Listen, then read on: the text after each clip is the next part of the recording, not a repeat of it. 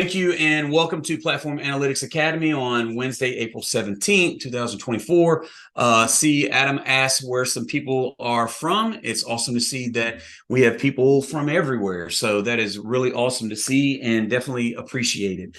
So real quickly, I'm just going to kind of go over some logistical information and get that out of the way so we can get into the meat of our content today, which we're super excited about. So as usual, this is always for you. We try as best we can to bring fresh ideas, better understanding, and practical guidance as it relates to performance analytics, platform analytics, reporting, things of that nature. This is being recorded, so don't feel like you got to take notes. Sit back, relax, enjoy the show. But if you want to take notes, that's great as well. But this is being recorded. It'll be out in the community either today or tomorrow, whenever I get the recording, and then we'll also have it out on YouTube as well.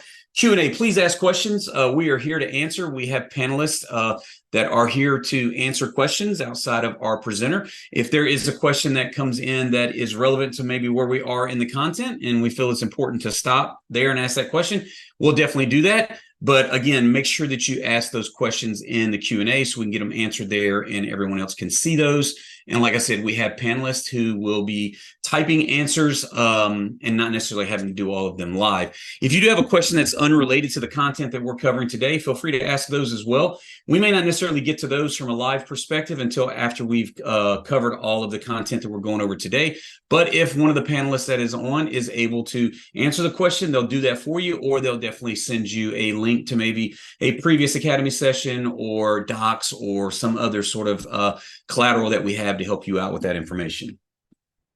So safe harbor, don't necessarily know that there's anything in this today, but it's always safe for us to mention this. So make sure that you understand what safe harbor is about and don't make any sort of purchasing, buying decisions based on anything that you have heard today. There may be some future information. Don't know what Amir is going to share. At this point, it's related to that, but make sure that you definitely keep this in mind. And as usual, my name is Thomas Davis, and today Amir is here to present. We have Adam on, we have Dan on. Dan, thank you. Shout out to you for covering for me last 2 weeks ago. Nice to take some time off.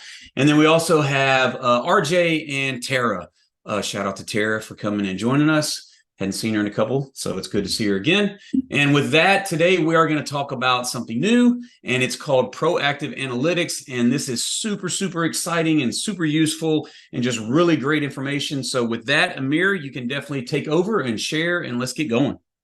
Thank you, Thomas. I hope I'm audible. Good morning, good afternoon, good evening to everyone. Thanks a lot for joining the session today. So I'm going to go ahead and share my screen. As Thomas mentioned, today we'll be covering Proactive Analytics, a new initiative coming out of ServiceNow Platform Analytics team. My name is Amir Ligata, and I'm a product manager on Platform Analytics team working on Proactive Analytics. In today's session, so I'm going to go the way the format we will follow is that I'm going to cover a couple of slides to familiarize you with the topic and to show kind of some of the background behind Proactive Analytics, and then I'll jump into a demo. Here are the highlights for today's presentation. So first, I'm going to cover insights, proactive insights, which are kind of the central piece in proactive analytics. I'm going to move on to the proactive triggers, which is the way in which we are linking insights with flow automation. And then I'm going to finish it off with a demo. Feel free to type in questions and comments, and I look forward to answering those. So with that said, let me move on to proactive analytics. So just a kind of introductory slide to mention all the capabilities that are being included within proactive analytics. As you can see on the screen here, on the right-hand side, there's one part of the dashboard that I'm going to demo later on, and you can see the insight panel popping from the right-hand side. So proactive insights is a new initiative, as mentioned, which will provide visibility and observability on the top of the existing indicators. I'm going to move on to the proactive triggers and see how can we use those insights to trigger automated flows via Flow Designer. As you will see, there are some new improved predictive analytics capabilities where we are combining forecasting together with descriptive insights. And there are a couple of other topics which I will not get into unless there are some questions, like enhanced data exploration, Insight Panel as a component, and also process mining findings. So let's get into proactive insights. So what I'm going to do now, I'm just going to flip through a couple of slides where we have built animation that will help explain some technical background on how we actually approach these proactive insights. So of course, as any data analytics story, we start off from data. And what we use with the data, as you are familiar, we're using it to visualize it on our next experience dashboards. So with proactive analytics, we're kind of taking one step back, and we are looking at those analytics dashboard to identify all the KPIs that are being used. So what we do with those KPIs in the background, we are feeding them into an insight engine. So Insight Engine is running proactively and is basically encapsulating a number of algorithms based on statistical signal analysis, and they're listed out here: targets, thresholds, signal detection, trends, predictive insights, custom insights, and process mining insights. As you will see later, in order to obtain some of these insight types, there has to be certain capability enabled. So in the case of target, there has to be a target defined on a PA indicator or a threshold or a KPI signal activated. So we feed all those KPIs in an Insight Engine proactively on a regular basis. In this case, it will be on a daily frequency. And there is output of that processing, and it's being packaged, so to speak, in an insight card, which is a visual component that will surface later on an insight panel. So as you might guess, there might be multiple KPIs and multiple insight types, and we kind of layer them in an insight panel, which is a new component. And that insight panel will be surfaced back on this analytics dashboard. So this is kind of the schematic and animation that kind of explain what is happening in the background. Of course, in what follows, I'm going to drill a bit deeper into the technicals and explain how some of these steps are actually executed. But before I do that, let me just stress, when talking about the Insight Panel, let me just say that there are 3 channels through which one can use Insight Panel. So first channel, Insight Panel can be included as a out-of-the-box content by some app dashboards, and we are working with other ServiceNow teams like ITSM, Workplace Service Delivery, CSM, HR, and so on. And Insight Panel, you might see in the coming store app releases as a part of ITSM Success Dashboard or ITSM Operational Dashboard or SOW and so on. So that's the first channel. And this means that the Insight Panel will be productized and packaged as a part of those apps. The second one, which is more kind of a self-service channel, is Next Experience Dashboard, which you had the opportunity to learn about in the previous Academy sessions. And Insight Panel will be embedded by default in both technical and inline Next Experience Dashboard, and I'm going to show that in demo at the end of this presentation. If you're looking for a kind of next level of customization and configuration, Insight Panel is available as a component in the UI Builder, which means that it can be added to any page, workspace, or a technical dashboard, and it offers you the next level of configuration and customization. So if you look at these different channels, the more we move to the left, it's kind of more geared toward consumption, and to the right towards creation. So we are offering kind of both of these options. So moving back, just to kind of recap, we are tapping into data and applying analytics algorithms to obtain insights. And then there is a further step of refinement where we are kind of enriching, contextualizing, and in some cases aggregating these insights. So basically everything that kind of falls under this refinement, and then we are visualizing them in a dashboard. That's kind of a pretty standard flow, but nevertheless, I just wanted to recap it once again. So as you might have seen in previous slide, there are a number of out-of-the-box insight types. So What I'm going to do now, I'm just going to kind of go through all of them on a very high level, though, and just to kind of spend a moment and share a sentence on each and every one of them. So they're kind of grouped into descriptive and predictive. So first, let's go through the descriptive ones.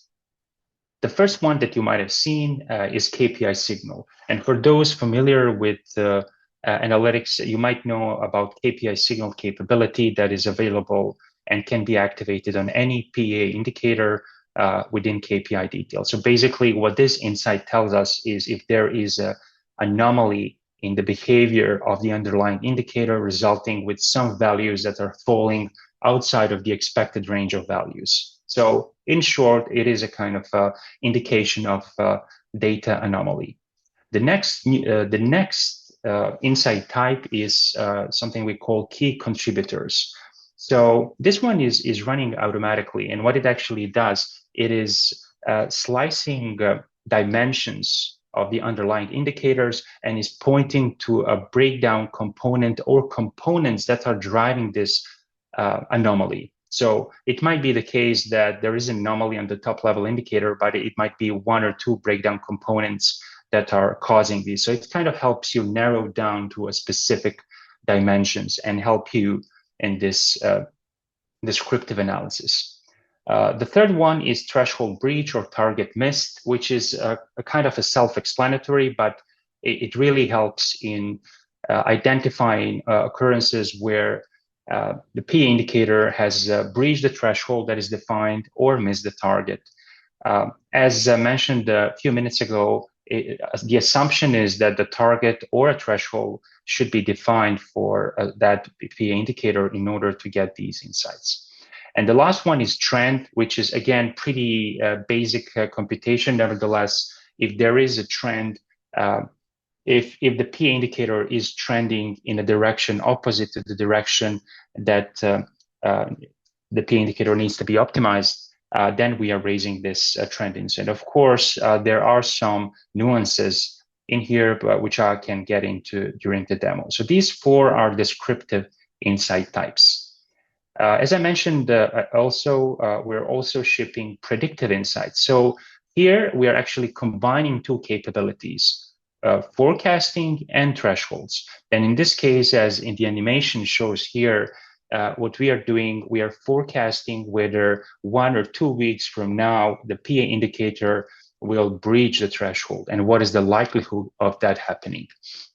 The other one, which is very interesting as well, is predictive target miss. So for a given target, there should be a review date specified.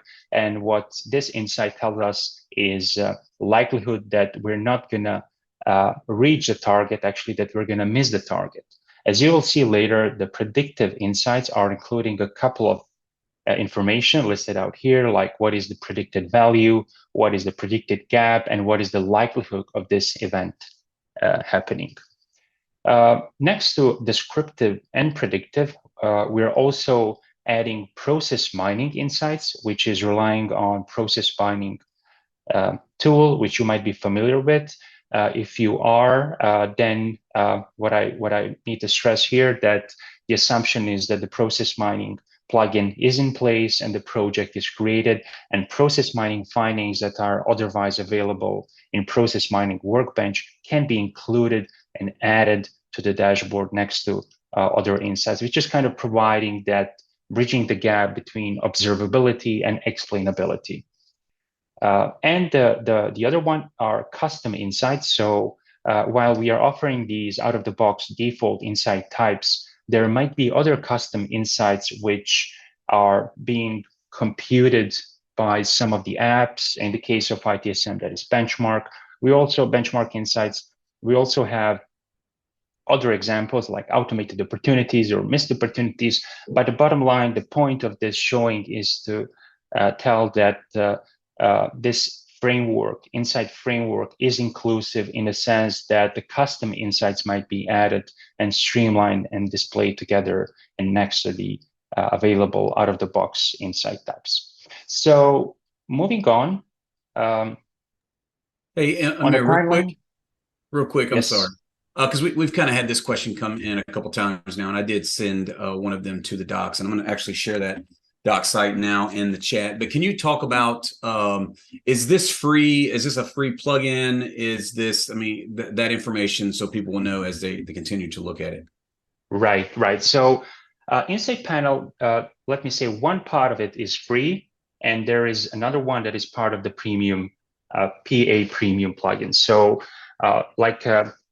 things like targets, thresholds are available, KPI signals as well, whereas predictive insights, which include forecasting, they are included as a part of the PA premium. So even if you don't have PA premium plugin, you will have access to some of the capabilities, and more details we can provide offline. But kind of the short answer is there is a part of it that is premium, and there is a part that is premium. Okay, Is that okay? thank you. Thanks. Perfect. Yeah, that works. Thank you. And feel free to stop me, Thomas, because I don't have time to check all the questions. So yeah. Yeah, no worries. You're good. You're good. We've answered some, but that was the one that came in a couple times, so I felt like we needed to go ahead and hit that one. So you're good. Absolutely. All right. So let's go back and kind of I spent a few minutes talking about these insight types. So what helps really is let's plot it on a timeline. And there's a lot of information here, but bottom line is our motivation is to answer these three questions, pointing to three different time dimensions, so to speak. So let's say if we are looking more in a reactive mode, we are looking into data and what has happened in the last couple of weeks, and we can tell that through trends and process mining. And it's kind of more answering question, what has happened? The one in the middle is kind of a snapshot at this particular moment or this day, where we see if there is a threshold breached or a target missed, and that's more kind of what is happening. It is falling under descriptive insight type. But also we kind of we're looking forward, and we are using forecasting to tell what is the likelihood that the target might be missed or threshold breach, and all of that is kind of bucketized through predictive insights. So these are kind of three time dimensions, and just to kind of say that insight types are trying to cover all three of them. So that's kind of the sums up the insight types. I hope I didn't went too fast through them. Of course, I'm going to spend a couple of minutes on the demo, but before jumping to demo, I wanted to share a few details on proactive triggers. So again, we're just kind of building on what I was explaining in the last 15 minutes or so. And proactive triggers are actually embedded in a tool called Flow Designer, which you might be familiar with, and it is a part of the Workflow Studio, and kind of it is designed to enable flow automation. So as you're going to see in the demo, I'm not going to spend a lot of time here, but the Flow Designer is consisting of two pieces essentially. One is the trigger, and another one are actions. So the trigger defines conditions and logic under which this flow will be executed. The trigger is defined once, and it can use all of these insight types. So with this feature, what we're actually enabling users is to define what are the data-driven triggers, what are the insights and conditions under which we want certain action to execute automatically. So I'm going to show there's a lot of potential, and we're very excited to share this feature and ship it in Washington. But basically, it gives you an opportunity to automate a lot of the processes and actions in your system. So that's proactive trigger. And I have a short clip here, which I will not play. Instead, I'm going to do a quick live demo. But essentially, we are kind of walking through these steps. We start from data, compute insights on the top of that data, and then move kind of trigger automation with that. So that kind of completes the presentation part. Now I'm going to share my screen and do a quick live demo. While I switch my screens, feel free, Thomas, if we have any questions or anything I might have missed to mention. No. We still just have another question, just thinking that there's an actual plugin that has to be installed to actually get the insights. But It comes with watch. Well, actually, it may have came earlier than that, but it's something that you toggle on and off, right? Within when you edit the dashboard. Yes, so indeed. So I'm sharing my dashboard here, IT Service Dev. Can you please confirm you can see it? Yep. All right. So I'm gonna talk about that part as well. So in this particular on the demo instance, we've created a dashboard which can kind of mimic something resembling IT service desk. And the idea here is to display a number of PA indicator, and obviously not only there can be multiple KPIs on a single dashboard, there can be multiple tabs, which all goes to say that there can be a lot of things going on this dashboard. And our user persona, in this case, let's say process owner, might be overwhelmed with all that data.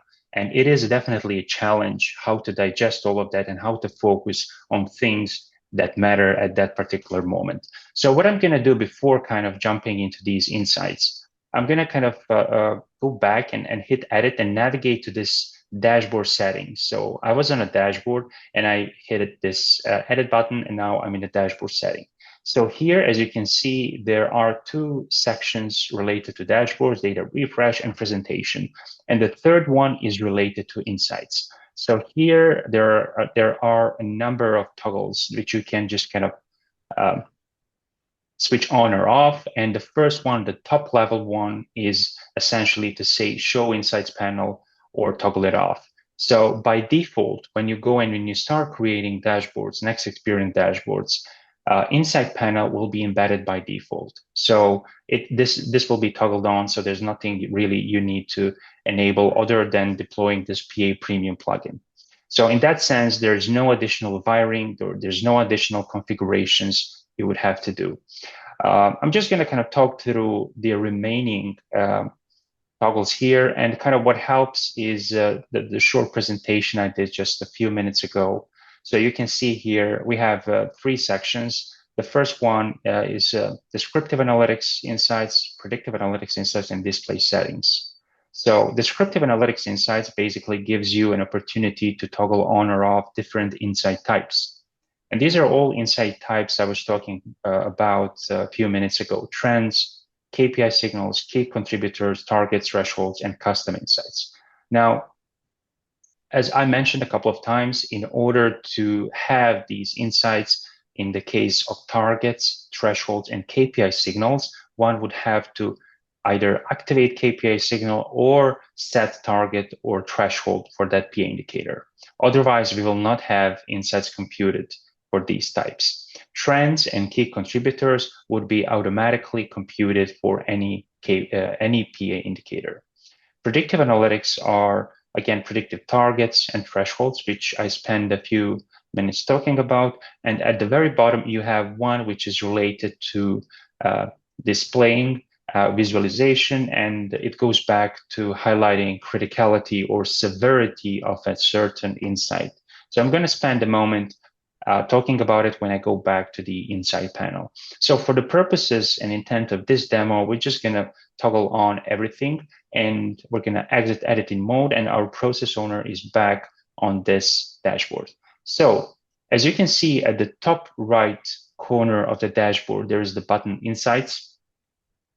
And there's also notifications. So if there are no insights computed for this dashboard, there will be no notification dot. Pretty self-explanatory, but the point is, even if you don't have insights, this will be enabled by default, and the button will be here. So in this particular case, we have a notification dot indicating that there are insights computed for this dashboard. So what I'm going to do now, I'm just going to talk through different capabilities we have here. And again, this is part of the Washington release, and it is available. And as a matter of fact, we are already seeing a number of customers using this Insight panel.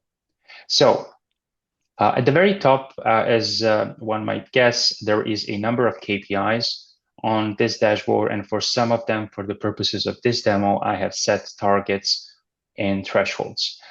This top level KPI filter enables you to filter KPIs on a specific indicator, because all of them are listed together, and they are ranked according to the computation date. So at the very top is the one that is the most recent. Again, to stress here, given that the demo data is in question, the dates might not really correspond to the actual date.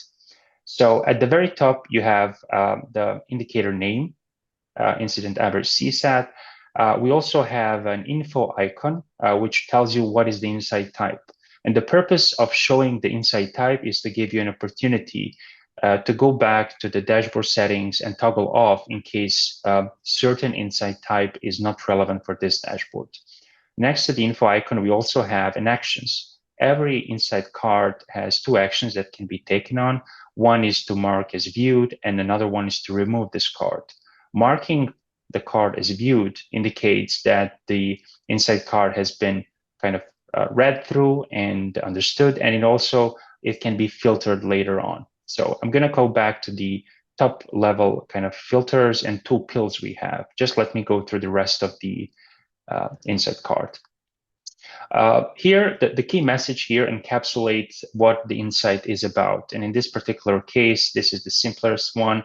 I believe there is a threshold set for CSAT, and if it falls below, falls below 1, then it should be kind of raised. Other than that, we have also under View More, we can show some additional data. What is the gap? What is the threshold? What is the current value? And what is the desired direction? So this is in the case of thresholds. In the case of other insight types, let me jump to this one here.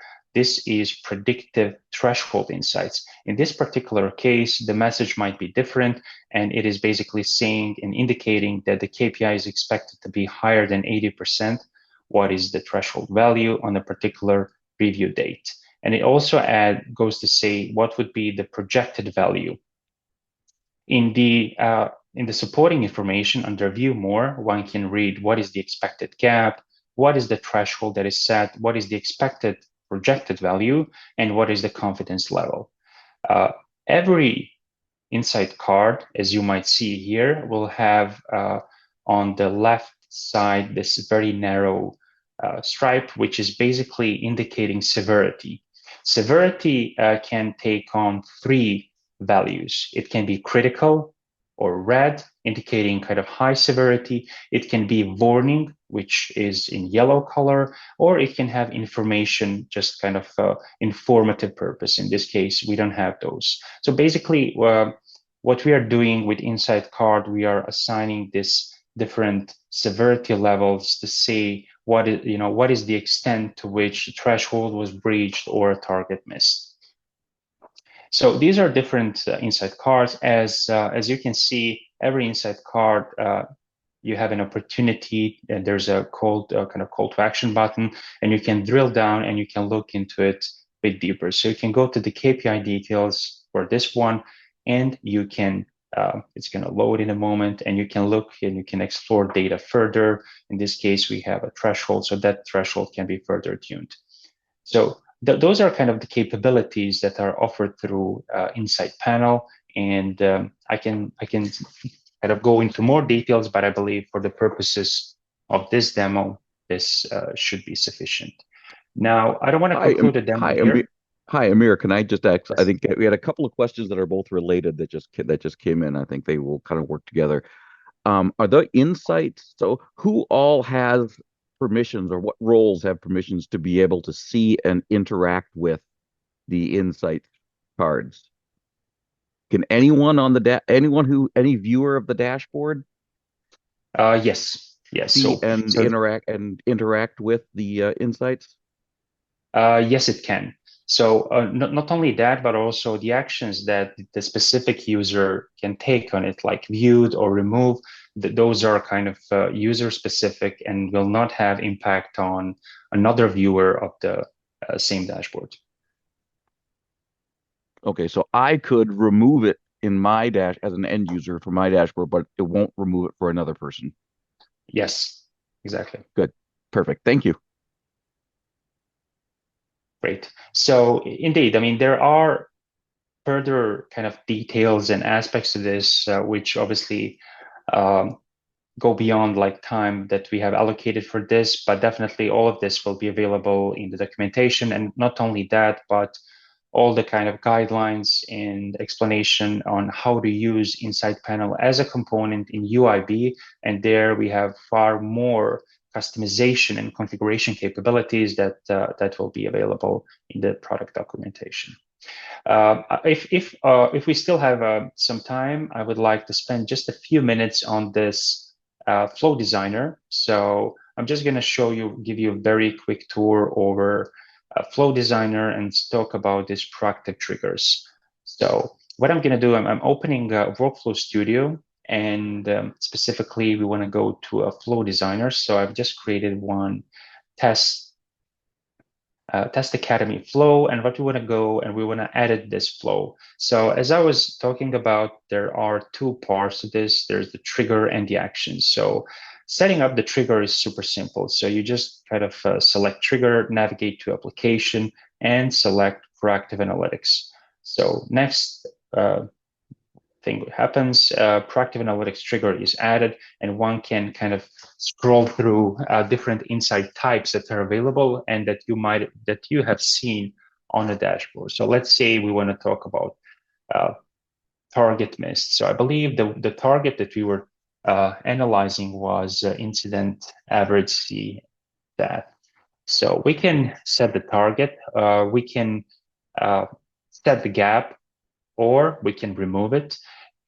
And also, we can configure criticality, and we can set the event date, actually time when this flow will start to execute. So I'm not going to play a lot with the trigger part, and then the action part is added here. And the action, there are hundreds and thousands of action subflows. So again, I'm not going to go into detail in the interest of time, but let me see if I can just select one specific super simple action type, also to show you the capabilities of data pills which you might see on the right-hand side. So I'm gonna see if I can just select simple email.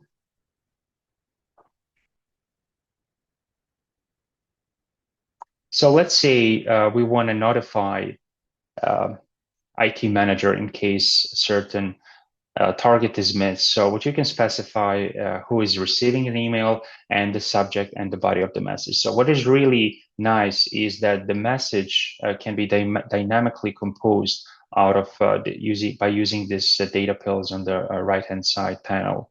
And let's say we want to include what is the record, which table we use, what is the indicator. So let's say I can just pull in here the table, and I can type the message and use maybe some other data pills that are available here, or like indicator name, right?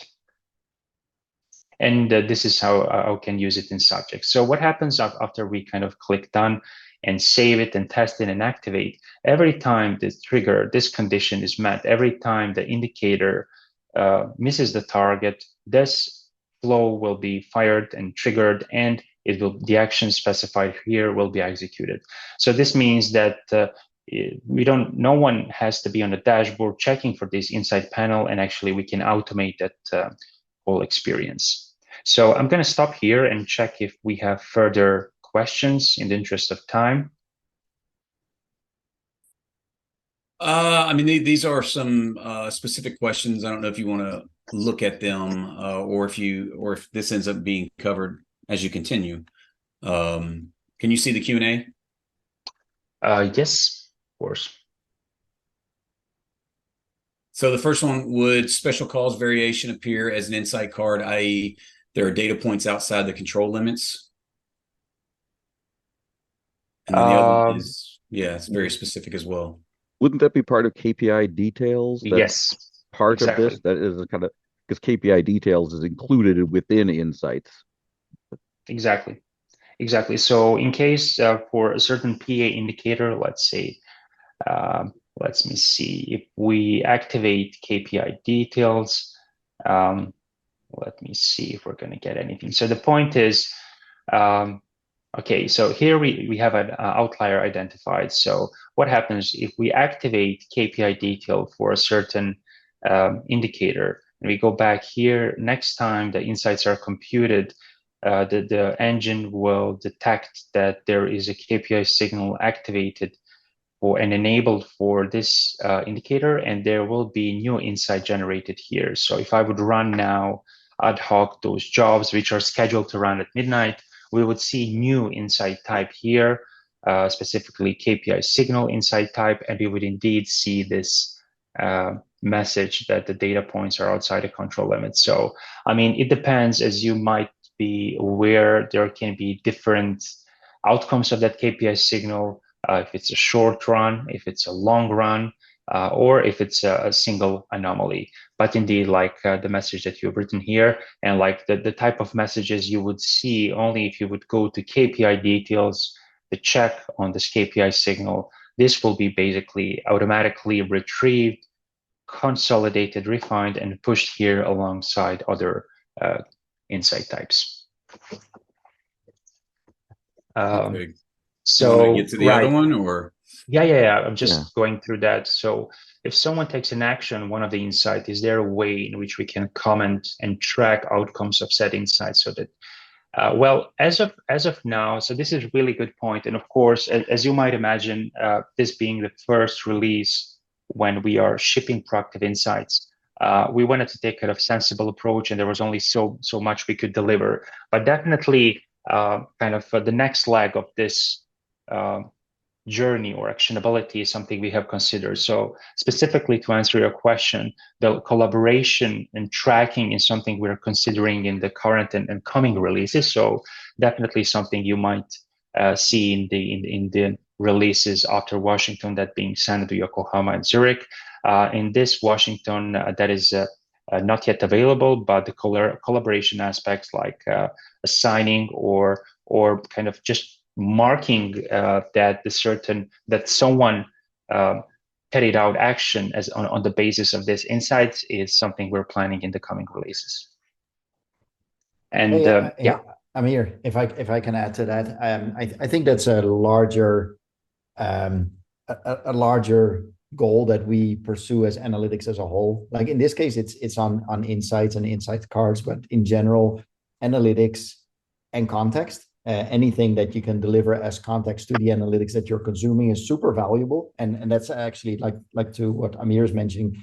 That's very much our goal. We want to figure out how can we enable the subject matter expert that actually consuming some analytics, that know the context, that know the subject matter expertise to contribute that story of what is happening and why, and whether they want to track something, maybe even going beyond just commenting or annotating something, but actually some collaboration on it and really tracking it over time. So with Safe Harbor applied, and I know that Thomas showed it at the start, that is absolutely one of the things that we are looking at larger than just insights as well. Yep. Thanks a lot, RJ. One more thing, and I was actually chatting with Mark on a different one where he mentioned he didn't see the settings toggle inside panel on. Inside the the dashboard settings. So if you go into the dashboard settings, it's here. That one not being there, but while still being on a Washington instance. Did I miss it? But is there still something like an extra plugin that you need to enable? Yes. So the only plugin that would have to be installed would be PA Premium. So okay, yeah, but that's just the basic. That's just the base premium, and I'd say it like that, not the base. Yeah, that's the one. But if it's there, and you should have on a Washington instance on that dashboard, you should have that show insights panel toggle, and you can turn it on there. Yeah, so I think it's if you type in performance analytic -premium, probably you'll be able to activate it. This is the only one you would need. In the plugins list. But and just to clarify, because there's one other question about the ITSM version of that. There are variants of the Performance Analytics Premium plugin that'll say like Performance Analytics Premium for service management, and that those do mean the same thing. If it starts with Performance Analytics Premium, that means the same thing. Yep. Great.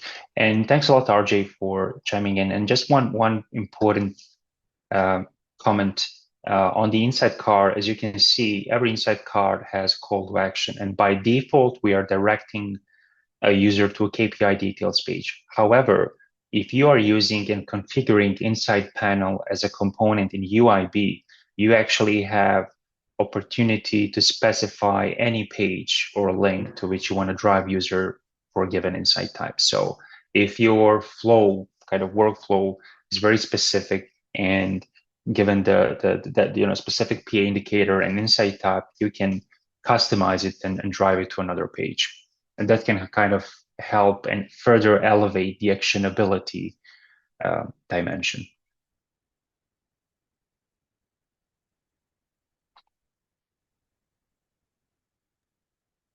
Okay, I don't think there's any more, are there?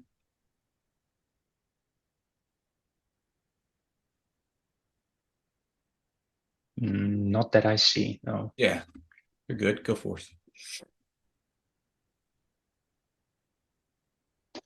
Okay, so I believe that sums up the demo for today that I've prepared. Of course, what I can share, having a safe harbor in mind, we have in the upcoming releases, which is Xanadu, we have continued on kind of delivering capabilities on the top of these Insight Panel, and that has to do with linking data visualizations, which will give you an opportunity to filter insights from a specific data viz. I can just give you a quick preview of that. So what you can see here are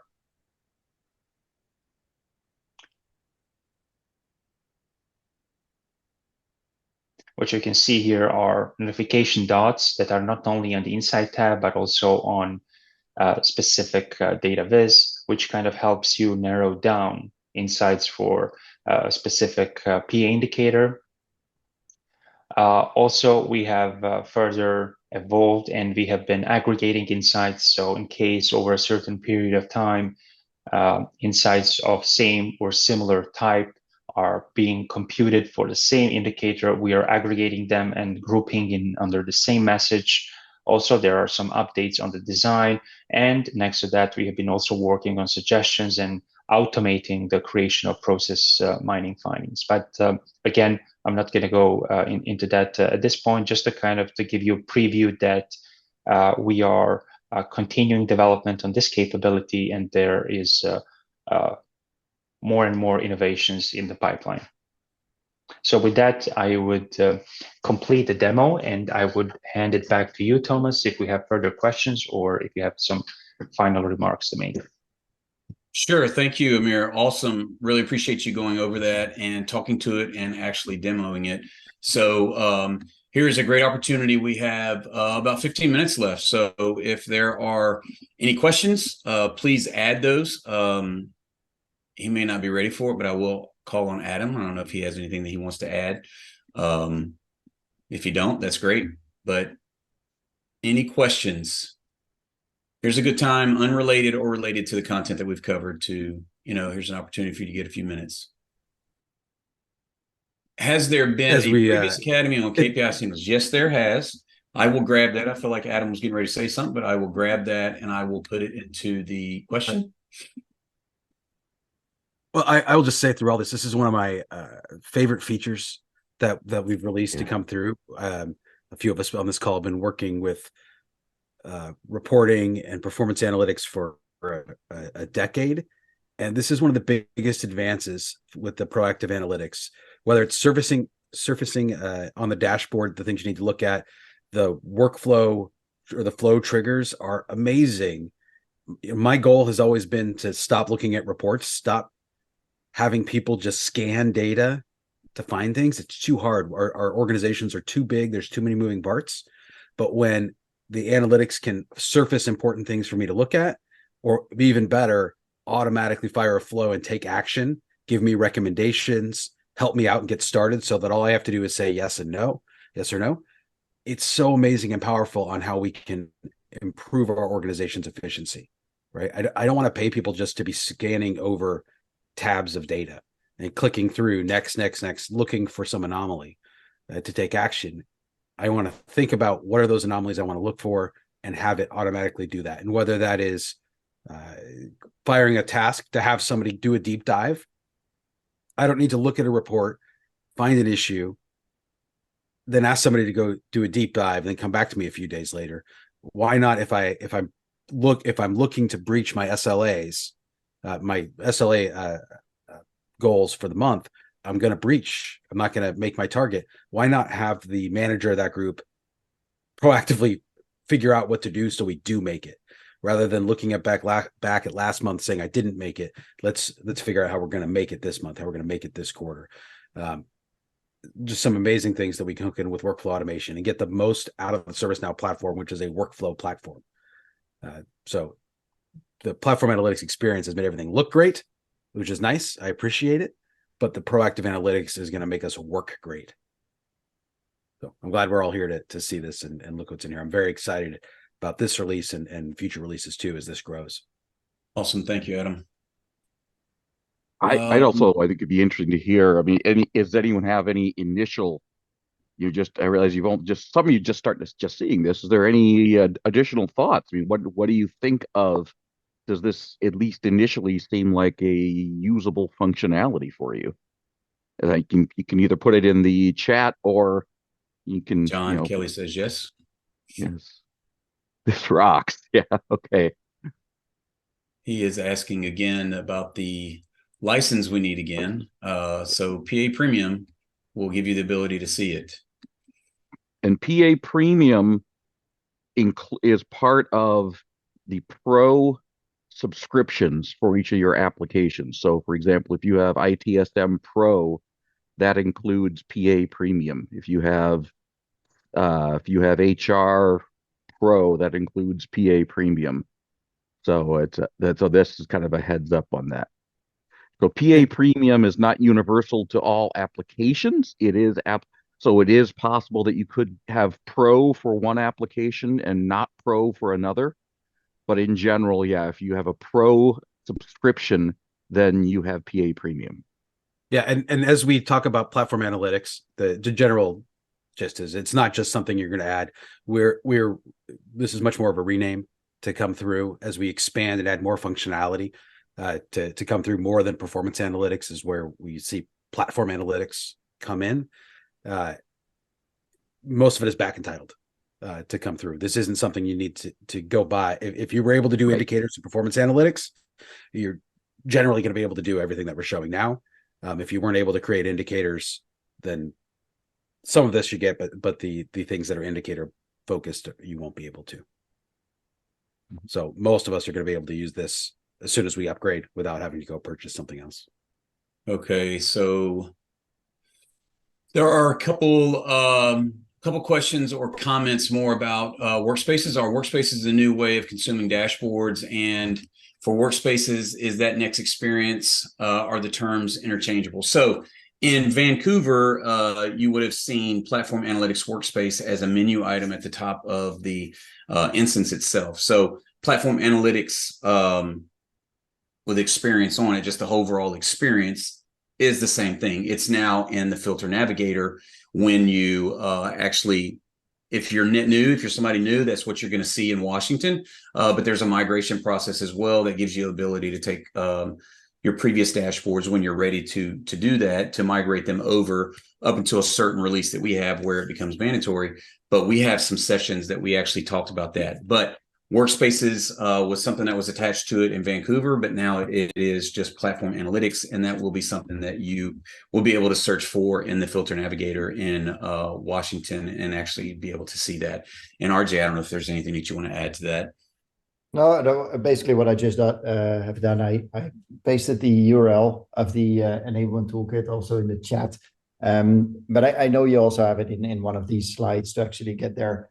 There's a ton of enablement content information on specifically that, not just that change and that migration, but also the value proposition, all the great stuff that comes with Platform Analytics experiences, but also the explanation to specifically that question, as in, hey, how do we see those both? What is a dashboard? What used to be a dashboard? What is a dashboard right now? But also, how is that in context with the UIs that you might consume as part of workspaces?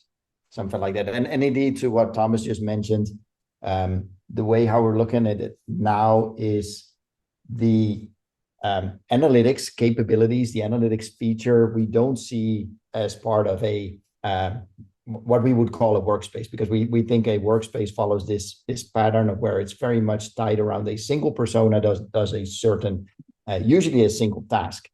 With analytics, that's not the case. We believe analytics is just integrated fully as part of the platform, and therefore we're using those new capabilities, those new tech stacks and everything, and all the benefits that come with it. But we are literally just marketing and messaging, as well as putting it out there as a separate experience where you can then use all your dashboards, your data visualization creation, your KPI consumption as part of that new experience.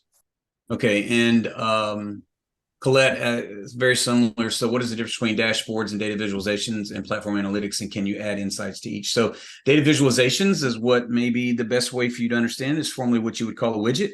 But now data visualizations, that is what you would add to a dashboard. And data visualizations have a lot of power. They can have multiple different data sources. Again, we have a really great session or sessions that we talked about that. And as RJ said before, one of the slides that you'll see here shortly is we actually have toolkits, real quick hitter videos that you'll be able to access, where it'll actually show you how to create data visualizations and talk about the different ways that you can create those and things of that sort. So formerly, that would be the best way to say the widget, but now we're calling them data visualizations going forward.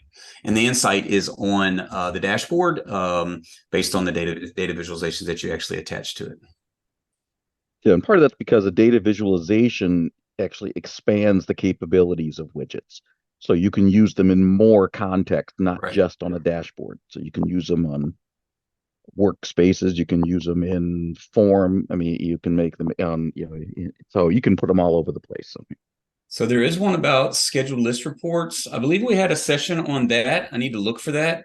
So Anonymous, I don't know who that is, but I will look for that particular session where we talked about that, and I'll actually attach it to this session in the community, so you'll be able to get that information there. So real quickly, because I have some thoughts on this, but I'm curious to see the other people. So we want to standardize some of the out-of-the-box indicators. Is it a good idea to change the name with prefix official? Does it become maintenance burden during upgrade to watch out skipped records? What is the best way to handle this situation? I like very distinct names as it relates to whatever content that you have out there, regardless if it's indicators or whatever. That way, when people search, they'll actually know what's out there rather than recreate. As it relates to an upgrade sort of issue, if something that is out of the box is renamed, Adam, do you have any insight on that? So in the new world, in platform analytics, we have the certified flag. So we want to use that. And actually, we're looking at a couple. I think we were talking about some academy sessions about how to maintain that a little bit better. That's an area that we're going to explore and communicate out to you. I use naming conventions. I'm not proud of it. I hate naming conventions. I dislike that we need to do it, but I do it. And then the naming conventions, I'll put on the indicator, and then especially when they show up when you're picking them, you can find it, and then I'll change the display value, right? When I'm putting it in the widget, I'll probably get rid of the naming convention. What's really common is that I'll have a short prefix, colon, and then the name. It makes it easy to group. We can use indicator groups as well. That works well, but naming prefix makes things easier to find. Until there's a better option. So whether you put official or whatever or something, that's fine. And then we want to move into using the certified flag for the visualizations and the certified flag for dashboards, so that we know this is being maintained by the analytics team. It's not just something somebody wrote and shared with you. Okay, thanks, Adam. And today the certified flag, if you're moving into that, so in core UI, I believe we don't have it. In platform analytics, we do have the certified flag. There is a role, so there's a role that you can give to somebody who can mark it certified. but that's the path I'd want to go down is using that certified. And then maybe we can go ahead and tackle this one. Maybe I don't know if it'd be quick or not, but is there a way to share different tabs of dashboards to different audiences? I'm sure that there's probably some scripting that can be done to do something like that. But RJ, do you have any in the new world? Is that going to be? Is there ability to do that tab specific? I don't believe it's tab specific yet. We can do more things with tabs with duplication. I think you can even move them more easily around to other dashboards. So there is an easier way to practically move your tab into being another dashboard and then share that one. But that will be a workaround. But I'd love to understand more about this that use case and bring it back to the team for better consideration.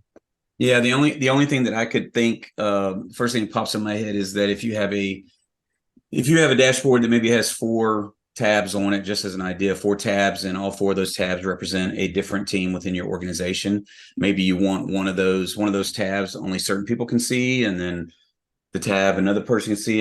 And maybe even if it's one dashboard, whatever tab that they can see is the only one that's visible when they open it. It doesn't show 4 tabs there. I don't know. That's just a thought that popped in my head of a use case, maybe. And I absolutely get that one. And I think that one is valid. I think we always looked at it from one level higher than if it's a specific group audience based, it's probably on a dashboard level that you can share with that audience, with that user, with that role, with that team, etc. But I think it's absolutely interesting to further look at and then see what we can do there. And we are coming off the top of the hour. Adam, I might hit you up real quick for these licensing questions. You're really locked in on that. So if we have PA Premium as part of App Engine, unrestricted user, can we use it for ITSM, etc.? And then another one is, can we be a standard license but purchase and use a PA Premium plugin? The licensing question is, the answer is always the same. It depends. Talk to your account rep. That's the official answer. The first one was App Engine for ITSM, and the answer there is no. The entitlement for generally the entitlement for Platform Analytics Advanced and Performance Analytics as well is that it's restricted to the space that you're that you've licensed it for. So if I have ITSM Pro, I can use it for ITSM, but not for HR. If I have HR Pro, then I can use it for HR, but not for ITSM. If I have HR Pro and ITSM Pro, then have at it. Platform tables are covered regardless. So if you were doing it on SysUser, using it on the knowledge base, that's fine regardless. But the tables that come with the apps, the Performance Analytics contract, the normal contract says that Performance Analytics and then Platform Analytics Advanced is restricted to use for that app.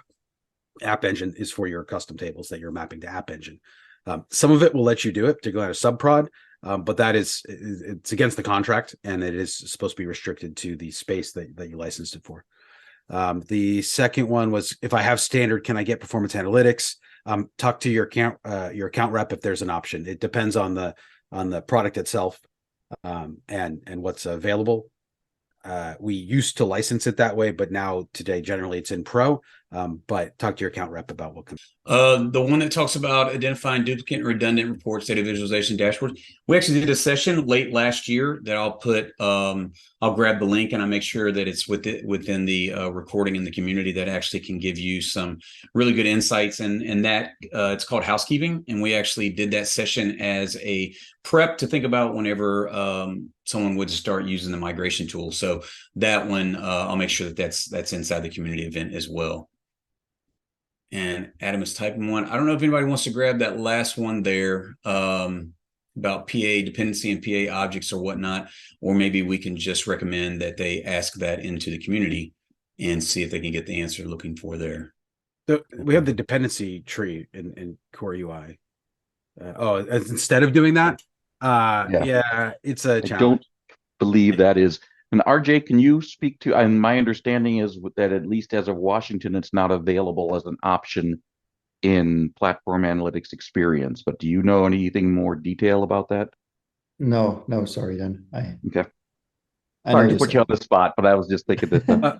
I didn't know that it was deprecated and it's on the Core UI page, but it isn't it is an API. So I know in the past I've written something that just called the API directly, and then materialized the data into a table that we could report on. The problem is things are complex and moving underneath you with all the changes. So that's why it's done interactively through the clicking. But you can do it some other ways. And if I were going to do it, I would just put a script around the API. You can see what it, if you go look at the UI action, you can see it, what it does, and you can build around it. I would not invest a lot of time in the core UI stuff, because in the not too distant future, we'll be moving to platform analytics, and things get, I don't know if they're simpler, but they're more consistent and more options. So you really want to make sure you're using the API stuff. And I think as we have our inbound counterparts in here, we do need to make sure we have this addressed to understand change impacts and how that app goes through. That it needs to be more than one at a time, or at least at a dashboard level, understand where's my source data coming from. All right, so we're kind of over here, but I do want to kind of so again, make sure you're using our community. This information will be out there. Now training or now learning. There's some great sessions there. So this is what we were talking about a little bit earlier. So if you're not real familiar yet with platform analytics, this toolkit that we have out on the community is a really good source for you to get those quick hitter videos that show you how to create what is something, what's before and after. So after you do the migration, what does things certain look like? So this is a really good place for you to go and get some good videos. And it also has links to some existing academies that will give you some value there as well. We are still doing this Platform Analytics Research Survey. So if you're interested in playing a part in that, that helps us with the future as it relates to platform analytics and things of that sort, please scan that QR code and do that. So a couple quick things about knowledge. So as it relates to Platform Analytics Academy, we will not have another live session until June, because in May is blocked off for us now. So we want to focus all on knowledge. But so just know in 2 weeks, there will not be a session. It'll pick back up in June. But the information of what the next sessions will be out in the community, so you'll know. So real quick, I just kind of want to show some of the sessions that we have lined up. The ones that are shown here doesn't necessarily mean that the platform outbound team or the inbound team of people that are on the call today are the ones that are specifically doing them. But I just want to make sure that I search for anything that had performance analytics, platform analytics. So these are some general ones. What's new with platform analytics? And I believe that is RJ. So you've heard RJ. If you've heard him, you'll get to meet him in person if you're there. I think he's doing that one. There is some performance analytics stuff as it relates to ITSM, platform analytics and process mining. Really great one there. And then using the cutting edge analytics experience and doing things within the Now platform. There are a couple CreatorCon sessions, migrating your analytics content to the new platform analytics experience. Dan, I think that you're doing that, right? So there's a couple sessions there. Dan will have a partner, Marta. I think they're doing this, right, Dan?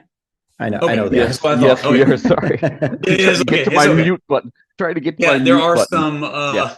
some Now learning sessions that are happening as well when you're there, so you can take advantage of those. And then we do have some Now sessions as well that kind of talk about dashboards, Gen AI, and some C-suite dashboard things that'll be there as well. Listen, there's a lot more than just that, especially as it relates to platform, which is our team holistically.